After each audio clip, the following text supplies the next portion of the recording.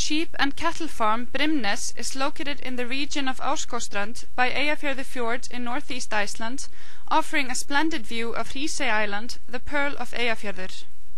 The farm is owned by two brothers, Kjartan and Arnar Gústafsson. Kjartan is responsible for the cattle, while Arnar takes care of the sheep. The lambing season begins unusually early on Brimnes in mid-March. Arnar and his girlfriend Edda Björk take shifts watching over the nearly 300 ewes and helping them give birth 24/7 for about 2 months or until the last lamb is born. Faithful sheepdog Tira is happy to keep them company. Each ewe normally has between 1 and 3 lambs. This season one ewe had 4 lambs, which is very rare, but the Brimnes record is 5 lambs from 1 ewe. The national record is 7. Already at the age of 1, ewes are ready to have lambs. The gestation period is 5 months. Nowadays, farmers often take their sheep to insemination stations, but Brimnes breeds its own rams and have their ewes inseminated the natural way. Usually, the youngest ewes have the fewest lambs. Since a ewe only has 2 teats, the farmers try to make a ewe that only had 1 lamb adopt the 3rd lamb from a different ewe. If they give it to her immediately after birth, the adoption is successful most of the time. Sheep farms only have 1 or 2 specially bred leader sheep. On Brimnes, black ewe Eva is the leader. She is slimmer than the rest, independent and cunning, and when the entire herd of sheep is in the mountains, Eva makes the decisions and the others follow her lead.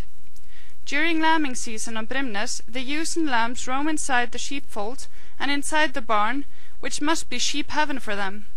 The lambs are curious, and when a new person enters their territory, they sometimes nibble on that person's boot. The grown sheep look a bit naked because they were sheared recently. The farmers clip the sheep's wool and sell it twice a year. It is beneficial for the sheep too, otherwise they would get too hot. When a ewe is ready to give birth, she becomes restless and slime is detected at the end of her birth canal. The ewe starts moaning and pushing, and one can see the hooves of the lamb appear at her rear. The lamb is supposed to come out with its front legs and head first. When the lamb comes out, it looks like a slimy, bloody clot. Lying motionless on the floor, it looks as if it's dead.